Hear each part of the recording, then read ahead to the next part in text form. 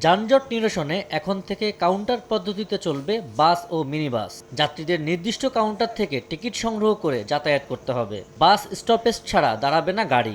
যাত্রী ওঠানামাও করবে নির্দিষ্ট স্থান থেকে।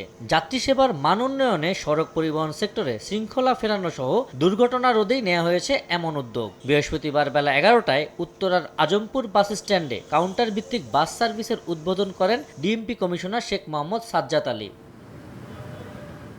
গাজীপুর থেকে আবদুল্লাপুর হয়ে ঢাকা শহরে চলা বিভিন্ন রুটে 21টি কোম্পানির 2610টি বাস নতুন এই সিস্টেমে চলাচল করবে। সবগুলো গাড়ির রং গোলাপি। যাত্রীরা বলছেন এতে সড়কে শৃঙ্খলা ফেরার পাশাপাশি দূর হবে ভোগান্তি, কমবে দুর্ঘটনা। তবে কেউ কেউ অভিযোগ করেন টিকিটিং সিস্টেমে নেওয়া হচ্ছে বাড়তি ভাড়া। এখানে কাউন্টারে আসবে, মহিলারা উঠতে পারবে, বুড়া মানুষ উঠতে পারবে, মোটামুটি ভালো হবে। এটা সরকারের যথেষ্ট ভালো উদ্যোগ নিছে।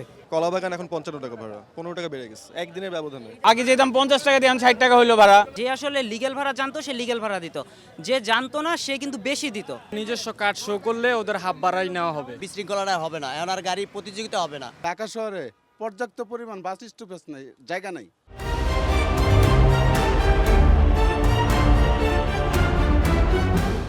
ঢাকা শহর পরিবহন মালিক সমিতির সাধারণ সম্পাদক সাইফুল আলম বলেন, এই পদ্ধতিতে ভাড়ায় কোনো তারতম্য ঘটবে না। শিক্ষার্থীরা হাফ ভাড়ায় আগে যেভাবে যেতেন সেভাবেই যেতে পারবেন। প্রতিযোগিতা, কাউকে কেউ যে ব্যারিকেড দিয়ে যাত্রী ওঠানামা করা, কাউকে যে দুর্ঘটনা তৈরি করা এবং যানজট যে সৃষ্টি হওয়া, এই জিনিসগুলি কমে যাবে। ভাড়া যা আছে আগের মতো তাই থাকবে। স্টুডেন্টরা হাফ ভাড়া পাবেন, তারা সেই ভাড়াই যাবেন। তারা যথাযথ তাদের আইডি প্রদর্শন করে টিকিট নিয়ে নেবেন। যে আপনারা যত্রতত্র গাড়িতে না উঠে একটু কষ্ট করে নির্দিষ্ট স্থানে গিয়ে আপনারা টিকিট নেওয়ার মাধ্যমে গাড়িতে ওঠানামা করবেন এবং চালকদের বিষয়ে স্টাফদের বিরুদ্ধে কোনো কমপ্লেন থাকলে আমাদেরকে বলবেন। এদিকে ডিএমপি কমিশনার বলেন, শুধু চালক মালিকই নয়, যাত্রীদের সচেতন হতে হবে। এত বাস, এত কিছু, কিন্তু কোনো শৃঙ্খলা নেই। যে শৃঙ্খলাটি আনতে আমাদের কোনো টাকার প্রয়োজন নেই, কোনো টাকা আপনাদেরকে ব্যয় করতে হবে না। আপনারা খালি আপনাদের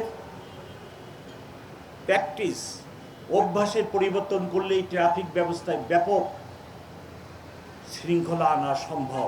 চলতি মাসে মিরপুর, গাবতলী, মোহাম্মদপুর সহ পুরো ঢাকা শহরেই কাউন্টার সিস্টেম সার্ভিস চালু করা হবে বলে জানিয়েছে ঢাকা সড়ক পরিবহন মালিক সমিতি। আবু সাইদ নিশান, সময় সংবাদ, ঢাকা।